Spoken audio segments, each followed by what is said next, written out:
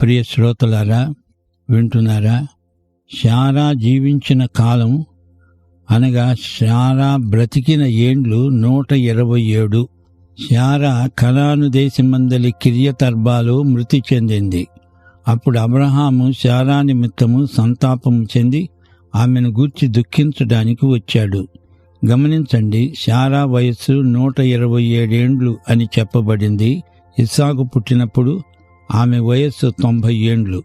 ఆమె చనిపోయేటప్పటికి ఇస్సాకుకు 37 ఏండ్ల వయస్సు. అనగా ఇస్సాకు బలి తరువాత కొన్ని ఏండ్లు గడిచాయి. శారా కిర్యతర్బాలో చనిపోయింది. అనగా ఆ స్థలం పేరు హెబ్రోను. దేవుడు అబ్రహాముకు ఇచ్చిన స్థలమైనప్పటికీ అతడు తన భార్యను పాతిపెట్టడానికి స్థలం కొనుక్కోవలసి వచ్చింది. అదే స్థలంలో శారాను పాతిపెట్టాలని అబ్రహాము కోరిక. అబ్రహాము మృతి చెందిన తన భార్య ఎదుటి నుండి లేచి హేతు కుమారులను చూచి వారిని అడిగాడు, మీ మధ్య నేను ఒక ప్రవాసిని, నా భార్యను పాతిపెట్టాలి. ఈమెను నా కన్నుల ఎదుట ఎంతసేపని ఉంచేది? నాకు మీ తావున కొంత సమాధి స్థలం ఇవ్వండి, కొనుక్కుంటాను. అబ్రహాం అంటున్నాడు, నేను ఒక ప్రవాసిని, పరాయివాణ్ణి. అయితే అబ్రహాముకు అది వాగ్దత్త భూమి. అదంతా స్వాస్థ్యంగా దేవుడు అతనికే ఇస్తానన్నాడు. హేతు కుమారులు అన్నారు, అయ్యా, మా మాట వినండి. మీరు మా మధ్య మహారాజులు. సమాధి స్థలంలో అతి శ్రేష్టమైన దానియందు మృతి చెందిన నీ భార్యను పాతిపెట్టుకో.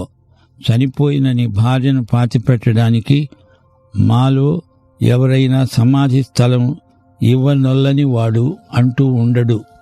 హేతు కుమారులు ఆ భూమిలో నివసించారు. వారు దాతృత్వంలో ధారాళమైన బుద్ధిని కనపరిచారు. వారన్నారు, ఈ సమాధుల తోటలో నీకిష్టమైన స్థలాన్ని నీవు కోరుకో. నీవు ఏ స్థలం తీసుకున్నా మాకిష్టమే. హేతు కుమారుల దృష్టిలో అబ్రహాము మహారాజు. వారి మధ్య అబ్రహాముకు మంచి పలుకుబడి, పరపతి ఉన్నాయి. అప్పుడు అబ్రహాము లేచి ఆ దేశ ప్రజలైన హేతు కుమారుల ఎదుట సాగిలపడి వారితో అన్నాడు, మృతి చెందిన నా భార్యను పాతిపెట్టడం మీకిష్టమైతే నా మాట వినండి. సోహరు కుమారుడైన ఎఫ్రోను తన పొలము చివర తనకు ఉన్న మక్పేలా గుహను నాకు ఇచ్చేటట్లు నా పక్షముగా అతనితో మనవి చేయండి. మీ మధ్య సమాధి స్థలంగా ఉండడానికి పూర్తి వెలకు అతడు దానిని నాకు స్వాస్థ్యముగా ఇవ్వాలి. మక్పేలా గుహ కావాలని అబ్రహాము కోరుతున్నాడు. దానిని కొనాలని అబ్రహాము కోరిక. దేవుడు తనకు ఆ భూమిని స్వాధీనం చేసే వరకు అబ్రహాము దానిని కొనుక్కోక తప్పదు. అది సరే, అబ్రహాము శారాను అదే స్థలంలో పాతిపెట్టాలని ఎందుకు కోరుకున్నాడు? మరో చోటికి ఆమె శరీరాన్ని ఎందుకు తీసుకువెళ్ళలేదు? ఎందుకనగా అది వాగ్దత్త భూమి. వారి భవిష్యత్తు ఆ స్థలానికి ముడిపెట్టబడి ఉన్నది. దేవునికి 2 ఉద్దేశ్యాలు సమానాంతరంగా ఉన్నాయి. ఇహలోక ఉద్దేశ్యం, పరలోక ఉద్దేశ్యం. ఇహలోకం కూడా దేవుని దృష్టిలో కొంతవరకు ప్రధాన పాత్ర వహిస్తుంది. ఇహలోకంలో పాతిపెట్టబడిన దేవుని ప్రజలు వాగ్దత్త భూమిలోనే సమాధి అవ్వాలి. అక్కడే దేవుడు వారిని లేపుతాడు అని యూదుల నమ్మకం. మేడగదిలో యేసు ప్రభు తన శిష్యులతో మాట్లాడుతూ అన్నాడు, యోహాను శుభవార్త 14:1-3 వరకు, మీ హృదయాన్ని కలవరపడనీయకండి. దేవుని యందు విశ్వాసముంచుతున్నారు గదా, నా యందు విశ్వాసముంచండి. నా తండ్రి ఇంట అనేక నివాసములున్నాయి. లేని ఎడల మీతో చెప్పేవాణ్ణి. మీకు స్థలము సిద్ధపరచడానికి వెళుతున్నాను. నేను వెళ్ళి మీకు స్థలం సిద్ధపరిస్తే నేనుండే స్థలంలో మీరు ఉండేలాగు మరల వచ్చి నా వద్ద ఉండడానికి మిమ్మల్ని తీసుకొని పోతాను. యేసు ప్రభువు అక్కడ నూతన యెరూషలేమును సిద్ధపరుస్తున్నాడు. అక్కడికి సంఘం ఎత్తబడి అక్కడే ఉండిపోతుంది. నూతన యెరూషలేము సంఘం మొత్తానికి శాశ్వత నివాస స్థానమైపోతుంది. అబ్రహాముకు దేవుడు ఇహలోకమందు స్థలాన్ని వాగ్దానం చేశాడు. అబ్రహాము దేవుని యందు విశ్వాసముంచాడు. అందుకే శారాను అదే భూమిలో పాతిపెట్టాలని ఎంతగానో అతడు కోరాడు. తాను కూడా అక్కడే సమాధి చేయబడాలని అబ్రహాము అభీష్టం. హెబ్రోనులో అబ్రహాము సమాధి స్థలం యెరూషలేముకు సుమారు 30 కిలోమీటర్ల దూరాన ఉంది. అక్కడే అబ్రహాము, శారా, ఇస్సాకు, రెబెకా, యాకోబు, లేయా మొదలైన వారు పాతిపెట్టబడ్డారు. రాహేలు మాత్రం బెత్లెహేములో పాతిపెట్టబడింది. యూదులకు గట్టి నమ్మకం ఉంది. వాగ్దత్త భూమిలో పాతిపెట్టబడిన వారికే పునరుత్థానం. ఇది ఐహికమైన నిరీక్షణ. కాని విశ్వాసులమైన మనకు పారలౌకికమైన నిరీక్షణ ఉన్నది. అబ్రహాము ఆ స్థలం కొనడానికి ఒప్పందం చేసుకుంటున్నాడు. అప్పుడు ఎఫ్రోను హేతు కుమారుల మధ్య కూర్చుండి ఉన్నాడు. హేతీయుడైన ఎఫ్రోను తన ఊరి ముఖద్వారము గుండా ప్రవేశించే వారందరి ఎదుట హేతు కుమారులకు వినపడేటట్లు అబ్రహాముకు చెప్పిన ప్రత్యుత్తరం ఏమంటే, అయ్యా, అలా కాదు, నా మనవి ఆలకించండి. ఆ పొలము నీకిస్తున్నాను, దానిలోని గుహను కూడా నీకే ఇస్తున్నాను. ఈ ప్రజల ఎదుట అది నీకిచ్చేస్తున్నాను. అప్పుడు అబ్రహాము ఆ దేశ ప్రజల ఎదుట సాగిలపడ్డాడు. గమనించండి, ఎఫ్రోను ఎంతో దాతృత్వాన్ని కనపరుస్తున్నాడు. వీరు గుహానివాసులు, ఆటవిక జీవితానికి అలవాటు పడినవారు, ఎంతో మన్నన మర్యాద గలవారు. వారి ఎదుట అబ్రహాము సాష్టాంగపడుతున్నాడు. వారికి ఎంతో మర్యాద చూపుతున్నాడు. అబ్రహాం అన్నాడు, సరే కాని నా మనవి ఆలకించు. ఆ పొలానికి వెల ఇస్తాను. మీరు ఆ వెల నా దగ్గర నుండి తీసుకోవాలి. అప్పుడు మృతి పొందిన నా భార్యను అక్కడ పాతి పెడతాను. అందుకు ఎఫ్రోను అబ్రహాముతో అన్నాడు, అయ్యా, నా మాట విను. ఆ భూమి 400 తులాల వెండి విలువగలది. నాకు నీకు అది ఎంత? మృతి పొందిన నీ భార్యను పాతిపెట్టుకో. ఎఫ్రోను మాట అబ్రహాము విన్నాడు. హేతు కుమారులకు వినపడేటట్లు ఎఫ్రోను చెప్పిన వెల, అనగా 400 తులాల వెండి. అబ్రహాము తూచి అది అతనికి ఇచ్చాడు. అనగా అబ్రహాము మక్పేలా గుహాస్థలమును వెల చెల్లించి కొన్నాడు. మమ్రే ఎదుటనున్న మక్పేలా యందలి ఎఫ్రోను పొలము, అనగా ఆ పొలము, దాని యందలి గుహ, దాని పొలిమేర అంతటిలో ఉన్న ఆ పొలం చెట్లు, అతని ఊరి ముఖద్వారమున ప్రవేశించే వారందరితో హేతు కుమారుల ఎదుట అబ్రహాముకు సాక్ష్యముగా స్థిరపరచబడింది. ఆ తరువాత అబ్రహాము కనాను దేశంలో హెబ్రోను అనే మమ్రే ఎదుట ఉన్న మక్పేలా పొలం గుహలో తన భార్య అయిన శారాను పాతిపెట్టాడు. ఆ పొలము, దానిలో ఉన్న గుహ హేతు కుమారుల వల్ల సమాధుల కోసం అబ్రహాముకు స్వాస్థ్యంగా స్థిరపరచబడింది. గమనించాలి, సరిగ్గా ఇదే స్థలంలో ఇప్పుడు ఒక మసీదు ఉన్నది. అది ఈ ప్రపంచంలో అతి ప్రసిద్ధమైన మసీదు. అరబ్బులకు కూడా ఇది ప్రాముఖ్యమైన స్థలం. వారు కూడా అబ్రహాము పేరునే చెప్పుకుంటారు. అబ్రహాము జీవించిన రోజుల్లో ఎవరైనా వ్యక్తి మరణిస్తే సమాధి కార్యక్రమం ఎంతో సాంప్రదాయబద్ధమై ఉండేది. మృతులను గౌరవ సూచికంగా సమాధి చేయడం పరిపాటి. అలా చేయకపోతే అది అవమానకరం. అది శాపంగా ప్రజలు పరిగణించేవారు. మృతుల కోసం అంగలార్చేవారు. స్నేహితులు, బంధువులు వచ్చి ఒక్క పెట్టున ఏడ్చేవారు. చుట్టుప్రక్కల వారికి ఇది బాగా వినపడాలి. ఆ రోజుల్లో ప్రత్యేకమైన సమాధి కార్యక్రమాలను ఇరుగు పొరుగు వారే నిర్వహించేవారు. శవాన్ని ఎక్కువసేపు అట్టే పెట్టరు. ఉష్ణోగ్రత ఎక్కువ అయి ఉండడం మూలాన శవాన్ని అదే రోజు సమాధి చేయాలి. తన భార్య శారా చనిపోయినప్పుడు అబ్రహాము సమాధి స్థలం కోసం ఎంతో ప్రయత్నం చేశాడు. ఎందరో అతనికి సహాయం చేశారు. అతన్ని మహారాజు అని చెప్పి గౌరవించారు. అతడు దైవజనుడని అందరూ ఎరుగుదురు. అబ్రహాము ఆధ్యాత్మిక వ్యక్తిత్వం చుట్టుప్రక్కల ప్రజల మీద ఎంతో ప్రభావం చూపెట్టింది. అబ్రహాము ఎఫ్రోను స్థలం విషయమై మాట్లాడుకుంటున్నప్పుడు ఒకరి పట్ల ఒకరు ఎంతో మర్యాద చూపించుకున్నారు. ఎఫ్రోను స్థలం ఉచితంగా ఇస్తానన్నాడు. అబ్రహాము కాదు కూడదు, డబ్బిచ్చి కొంటానన్నాడు. ఎఫ్రోను ఏదో కొంత వెల నిర్ణయించాడు. అయినా అతనికి ఎంతో ఉదార బుద్ధి ఉందని మనం గ్రహించాలి. అబ్రాహాము 400 తులాల వెండి చెల్లించాడు. చివరికి బేరం కుదిరింది. అబ్రాహాము డబ్బిచ్చి కొనటంలో అతని వ్యవహార దక్షత మనకు బోధపడుతుంది. ఈ రోజు వరకు కూడా బేరసారాలు ఈ విధంగానే ఆ ప్రాంతాలలో జరుగుతూ ఉంటాయి. మర్యాదకు ఊరికే ఇస్తామంటారు, కానీ అలా ఊరికే తీసుకోకూడదు. అది అబ్రహాముకు తెలుసు. 400 తులాల వెండి అంటే ఎక్కువ ఖరీదే. ఆ ప్రాంతంలో హిత్తీయులున్నారు. అబ్రహాము దేవుడు తనకిచ్చిన భూమి అయినప్పటికీ వివాదం పెట్టుకోకుండా, మాట్లాడకుండా, వ్యాజ్యమాడకుండా వెల ఇచ్చి కొన్నాడు. ఆ రోజుల్లో ఇన్ని తులాల వెండి అని తూచి ఇచ్చేవారు. అబ్రహాముకు ఆస్తి తగాదాలు బొత్తిగా ఇష్టం లేదు. అందుకే డబ్బు పోయినా సమాధానాన్ని అబ్రహాము కోరుకున్నాడు. శారా మక్పేలా గుహలో పాతిపెట్టబడింది. హెబ్రోను ప్రాంతం బైబిలులో ప్రసిద్ధి చెందింది. ఇప్పుడు మనం 24వ అధ్యాయంలోకి వస్తున్నాం. ఈ అధ్యాయంలో ఆదికాండంలో 2వ భాగం మొదలవుతుంది.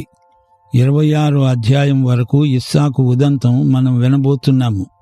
ఈ అధ్యాయంలో ఇస్సాకు వివాహం, గత అధ్యాయంలో ఇస్సాకు పుట్టుక, అతని బలి వృత్తాంతం, శారా మరణం, వీటిని గురించి విన్నాము. ఇస్సాకుకు పెండ్లి కుమార్తె కావాల్సి వచ్చింది.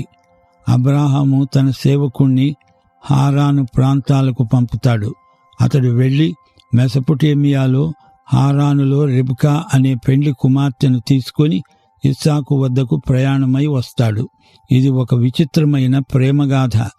వివాహమనేది దేవుడు నిర్ణయించిన వ్యవస్థ. కుటుంబం ఏ సమాజంలోనైనా చాలా ప్రాముఖ్యమైన భాగం. అలాగే ప్రభుత్వం అనేది కూడా దేవుడు నిర్ణయించిన వ్యవస్థ. దేవుని దృష్టిలో మానవ జీవితానికి ఎంతో విలువ ఉన్నది. అందుకే దేవుడు మానవ శ్రేయస్సు కోసం ఇలాంటి వ్యవస్థలను రూపొందించాడు. యేసు ప్రభువు చేసిన మొట్టమొదటి సూచక క్రియ కానా అనే ఊరిలోనే. అది వివాహ సందర్భం. యేసు ప్రభువు ఎన్ని పెళ్లిళ్లకు హాజరయ్యాడో మనకు తెలియదు. గలిలయలోని కానా అనే ఊరిలో జరిగిన పెళ్లికి యేసు వచ్చాడని మనకు తెలుసు. ఆదికాండం 24వ అధ్యాయం బైబిలులోని వివాహ గాథలలో ప్రత్యేకమైనది. ఇస్సాకుకు ఒక పెళ్లి కుమార్తెను ఎన్నుకోవటంలో దేవుడు ఎంతో శ్రద్ధ చూపాడు. దేవుడు అడుగడుగున తన నడుపుదలను ప్రసాదిస్తున్నాడు. ఇప్పుడు కూడా దేవుని బిడ్డల జీవితాలలో ఇది మామూలే. రెబెకా చేసుకున్న తీర్మానం చాలా గొప్పది. వెంటనే బయలుదేరి వెళ్లిపోవడానికి తీర్మానించుకున్నది. ఇప్పుడు వివరాలు విందాం. అబ్రాహాము బహుకాలం గడిచిన వృద్ధుడయ్యాడు. అన్ని విషయములలో యెహోవా అబ్రాహామును ఆశీర్వదించాడు. ఇప్పుడు ఇస్సాకుకు పెళ్లి కుమార్తె కావాలి. కనాను దేశంలో ప్రజలు విగ్రహారాధికులు. మూఢనమ్మకాలు వారి మధ్యన ఎక్కువగా ఉన్నాయి. అందుచేత అబ్రాహాము తన సేవకుడైన ఎలియాజరును ఈ పని మీద పంపుతున్నాడు. కనాను దేశంలో పిల్లను ఇస్సాకుకు చేసుకోవడం అబ్రాహాముకు సుతరాము ఇష్టం లేదు. అప్పుడు అబ్రాహాము తనకు కలిగిన సమస్తమును ఏలుతున్న తన ఇంటి పెద్ద దాసునితో అన్నాడు, నీ చేయి నా తొడ కింద పెట్టు. ఆ రోజుల్లో ప్రమాణం చేసే విధానమిదే. తొడ కింద చెయ్యి పెడుతున్నాడంటే ప్రమాణం చేస్తున్నాడన్నమాట. ఈ సేవకుని పేరు ఎలియాజరు. అతడు నమ్మకమైన సేవకుడు. అబ్రాహాము అన్నాడు, నేను ఎవరి మధ్య కాపురమున్నానో ఆ కనానీయుల కుమార్తెలలో ఒకదానిని నా కుమారునికి ఇచ్చి చెయ్యవద్దు.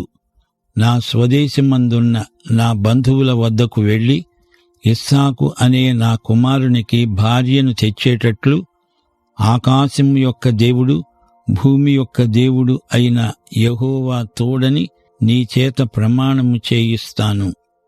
ఆ దాసుడు అడిగాడు, ఈ దేశానికి నా వెంట రావటానికి ఒకవేళ ఆ స్త్రీ ఇష్టపడని ఎడల నీవు బయలుదేరి విడిచి వచ్చిన ఆ దేశానికి నేను నీ కుమారుణ్ణి తీసుకొని పోవచ్చా?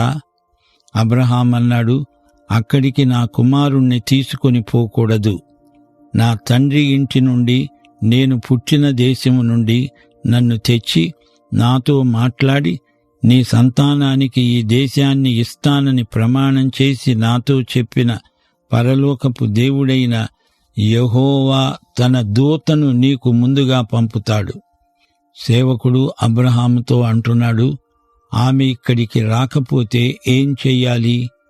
అబ్రహాము సలహా, ఇస్సాకును మాత్రం అక్కడికి తీసుకువెళ్ళకూడదు. ఎందుకనగా అతడు వాగ్దత్త భూమిలోనే ఉండాలి. ఎట్టి పరిస్థితిలోనూ దేవుని ప్రజలు వాగ్దత్త భూమిని విడిచి వెళ్ళకూడదు. అక్కడే ఉండాలి, అక్కడే చనిపోవాలి, అక్కడే పాతిపెట్టబడాలి. వేరే ఇంకొక చోట చనిపోయినా వారి ఎముకలను తెచ్చి అయినా వాగ్దత్త భూమిలోనే పూడ్చిపెట్టాలి. అన్యుల దేశముల్లో దేవుని ప్రజలకు ఆనందం ఉండదు. అప్పటి ప్రజల అవగాహన భౌగోళికంగా వాగ్దత్త భూమికే పరిమితమైంది. అబ్రహాము విశ్వాసమందు ఎన్నో పాఠాలు నేర్చుకున్నవాడు. ఎలియాజరుతో చెబుతున్నాడు అబ్రహాము, దేవుడు నిన్ను నడిపిస్తాడు. ఇది దేవుని వాగ్దానం. దేవుడు చెప్పిన మాట మీద ఆధారపడి అబ్రహాము నడుస్తాడు. ఊరికే మానసికంగా నమ్మటం కాదు, ఆయన మాట చొప్పున నడవాలి. అబ్రహాముకు దేవునికి మధ్య ఉన్న నిబంధన శాశ్వతమైనది. దేవుడు చెప్పాడు, ఇస్సాకు ద్వారా కలిగే సంతానం విశ్వవ్యాప్తమవుతుంది. చివరికి యేసుక్రీస్తు వస్తాడు. లోకమంతటా అబ్రహాముకు శారీరక ఆధ్యాత్మిక సంతానం విస్తరిస్తుంది. విశ్వాసమంటే ఊహ కాదు, మూర్ఖత్వము కాదు. దేవుని మాటను అక్షరాలా నమ్మటమే విశ్వాసం. క్రైస్తవుల భక్తికే విశ్వాసమని పేరు. విశ్వాసమంటే దేవుని వాక్యమందలి సూత్రాలను వ్యక్తిగతంగా అన్వయించుకోవటం. విశ్వాసం ప్రయోగాత్మకమైన జీవిత విధానం. దేవుణ్ణి, దేవుని మాటను సరిగా గ్రహించి సందర్భోచితంగా జీవించటం, అదే విశ్వాసం. 8వ వచనం, నీ వెంట రావటానికి ఆ స్త్రీ ఇష్టపడకపోతే ఈ ప్రమాణము నుండి నీవు విడుదల పొందుతావు. కాని నా కుమారుణ్ణి మాత్రం అక్కడికి తీసుకొని పోకూడదు. ఎలియాజరు చేత ఈ విషయమై అబ్రహాము ప్రమాణము చేయించాడు. ఆ దాసుడు తన యజమానుడైన అబ్రహాము తొడ కింద చెయ్యి పెట్టి ప్రమాణం చేశాడు. ఈ రోజున కొందరు బైబిల్ మీద చెయ్యి పెట్టి ప్రమాణం చేస్తున్నారు. ఆ రోజుల్లో తొడ కింద చెయ్యి పెట్టి ప్రమాణం చేసేవారు. అయితే దేవుని బిడ్డల మాటలు ఈ రోజున అవునంటే అవును, కాదంటే కాదు అనేటట్లు ఉండాలి. ప్రమాణ సంకేతాలు అన్యుల ఎదట ఉపకరిస్తాయి గాని దేవుని బిడ్డల మధ్య వాటికి అంత విలువ ఇవ్వనక్కర్లేదు. దేవుని చిత్తము జరుగక మానదు. మన అక్కర్లను దేవుడు ఎరుగును. ప్రార్థన అనేది దేవుడి మీద మనము తెచ్చే ఒత్తిడి కాదు, ఆయన చిత్తమును నేర్చుకునే పద్ధతి. అబ్రహాము అవగాహన ఎంత అర్థవంతమైనదో చూడండి. ఆ స్త్రీ రాకపోతే దేవుడు మరి ఒక స్త్రీని చూపుతాడు. ఒకవేళ ఎవ్వరూ రాకపోతే నీవేమీ కంగారు పడకు, దేవుని చిత్తమే జరుగునుగాక అంటున్నాడు. ఇప్పుడు అబ్రహాము సేవకుడు బయలుదేరుతున్నాడు. తన యజమానుని ఒంటెలలో 10 ఒంటెలను, తన యజమానుని ఆస్తిలో శ్రేష్టమైన నానావిధములైన వస్తువులను తీసుకొని పోయాడు. అతడు లేచి అరామ్నహారాయిము అనగా మెసపొటేమియాలో ఉన్న నాహోరు పట్టణము చేరాడు. సాయంకాలమందు స్త్రీలు నీళ్లు చేదుకోవడానికి వచ్చే వేళకు ఆ ఊరి బయట ఉన్న నీళ్ల బావి వద్ద తన ఒంటెలను మోకరింపచేసి ప్రార్థించాడు. 10 ఒంటెలను అతడు తీసుకువెళ్ళాడు. అంటే ఆ 10 ఒంటెలతో పాటు 10 మంది సేవకులు కూడా అతనితో వెళ్ళారు. ఎలియాజరు అబ్రహాముకు నమ్మకమైన సేవకుడు. అబ్రహాము ఆస్తి అంతా అతడే నిర్వహిస్తాడు. గృహ నిర్వాహకుడు. స్త్రీలు వచ్చి బావి దగ్గర నీళ్లు చేదుతారు. ఒంటెలకు నీళ్లు పెడతారు. ఇంటి పనులన్నీ చేస్తారు. పురుషులు బయటికి వెడతారు, ప్రయాణాలు చేస్తారు. ప్రతి పురుషుడు కష్టపడి పనిచేస్తాడు. స్త్రీ ఇంటిలో ఉండి కష్టించి పనిచేస్తుంది. ఆ రోజుల్లో దేవుని ప్రజలు ఎవ్వరూ సోమరులు కారు. స్త్రీలే బావి దగ్గరకు వెళ్ళాలి, పురుషులు వెళ్లరు. అది వారి జీవిత విధానం. ఎలియాజరు ఆ బావి దగ్గరికి వచ్చాడు. అతడు పరాయివాడు. అక్కడివారు తమ ఒంటెలకు ముందు నీళ్లు పెట్టుకున్న తరువాత అతడు తన పని చూసుకోవాలి. అది వారి మర్యాద. ఎలియాజరు దేవునిపై ఆధారపడి ఉన్నాడు. దేవుడు నడిపించినట్లే అతడు ప్రతి అడుగు వేస్తున్నాడు. అతడిప్పుడు ప్రార్థన చేస్తున్నాడు. నా యజమానుడైన అబ్రహాము దేవుడవైన యెహోవా, నేను వచ్చిన పనిని త్వరలో సఫలము చేసి నా యజమానుడైన అబ్రహాము మీద అనుగ్రహము చూపు, చిత్తగించు. నేను ఈ నీళ్ల ఊట యొద్ద నిలిచి ఉన్నాను. అరుగో, ఈ ఊరి పిల్లలు నీళ్లు చేదుకోవడానికి వస్తున్నారు. తాగడానికి నీళ్లు పొయ్యమని కడవను వంచి నీళ్లు పోసి నా దాహము తీర్చమని నేను ఏ చిన్నదానిని అడుగుతానో ఆ చిన్నది, అయ్యా నీవు త్రాగు, నీ ఒంటెలకు నీళ్లు పెడతాను అని చెప్పాలి. ఆమె నీ సేవకుడైన ఇస్సాకునకు నీవు నియమించిన వధువు. ఇదే దానికి గుర్తు. దీన్ని బట్టి నీవు నా యజమానుని మీద అనుగ్రహము చూపావని తెలుసుకుంటాను. ఇది ఎలియాజరు ప్రార్థన. ఇందరు పిల్లల్లో ఏ పిల్లను దేవుడు ఏర్పరచుకున్నాడో ఎలా తెలుస్తుంది? అదంతా నాకు తెలియదు. అంతమంది పిల్లల్లో ఎవరినో ఒకరిని పలకరిస్తాను. ఆ పిల్లే నీవు ఏర్పరచుకున్నది అయి ఉండాలి. ఇది ప్రార్థన. సోదరీ సోదరులారా, ఈ లోకంలో అనేకములైన వస్తువులు, వ్యక్తులు ఉన్నప్పుడు అందులో ఏది దైవ నిర్ణయమో తెలుసుకోవాలంటే మన తెలివితేటలు, మన జ్ఞానం పనిచెయ్యవు. దేవుడు నడిపించాల్సిందే. ఎక్కువ ప్రార్థిస్తే దైవ నిర్ణయం, నీ నిర్ణయం ఒకటే అవుతాయి. పెళ్లి సంబంధాలు చూచుకునేవారు ఎలియాజరు ప్రార్థన నేర్చుకోండి. పరలోకమందు దేవుని చిత్తమేదో అదే మన నిర్ణయమై ఉండాలి. ప్రార్థన పరులకే అది సాధ్యం. ఇదేమీ మర్మము కాదు. విశ్వాసులకు ఇది మామూలు అనుభవం. ఎలియాజరు చూస్తున్నాడు. ఎందరో అమ్మాయిలు తన ముందుగా నడిచి వెడుతున్నారు. అంతమందిలో అతని దృష్టి రెబెకా మీద పడింది. వెంటనే పరలోకమందు దేవుని చిత్తం ఆమేన్ అన్నది. అంతే. దేవుడు రెబెకానే నిర్ణయించాడు. ఆ రెబెకానే ఎలియాజరు పలకరించాడు. యేసు ప్రభువు మాదిరి ప్రార్థన శిష్యులకు ఉపదేశించాడు. అందులో ఆయన ఏం చెప్పాడు? పరలోకమందు ఎలాగో అలాగే భూమి మీద నీ చిత్తము నెరవేరునుగాక. నా ప్రియ సోదరీ సోదరులారా, మీరు వేటి కోసం వెతుకుతున్నారు? పెళ్లి సంబంధాలా? ఆరోగ్యమా? ఇల్లా? మంచి స్నేహితులా? ఆస్తిపాస్తులా? అది పరలోకంలో దేవుని చిత్తమై ఉండాలి. అదే నీ నిర్ణయమై ఉండాలి. పరలోకంలో ఏది విడుదల చేస్తాడో దేవుడు, అదే మనం ఇక్కడ విడుదల చేస్తాము. పరలోకంలో ఏది బంధించబడి ఉంటుందో అది ఇక్కడ మనము బంధిస్తాము. అంతేగాని మనము కాదు. మొట్టమొదట దేవుని నిర్ణయం అయి ఉండాలి. దాన్ని మనము అమలుపరచాలి. పాఠం ఇంతటితో సమాప్తం. మన ప్రభు అయిన యేసుక్రీస్తు వారి దివ్య కృప, తండ్రి అయిన దేవుని పరమ ప్రేమ, పరిశుద్ధాత్మ యొక్క అన్యోన్య సహవాసము మనకు నిత్యత్వము పర్యంతము తోడై ఉండునుగాక. ఆమేన్.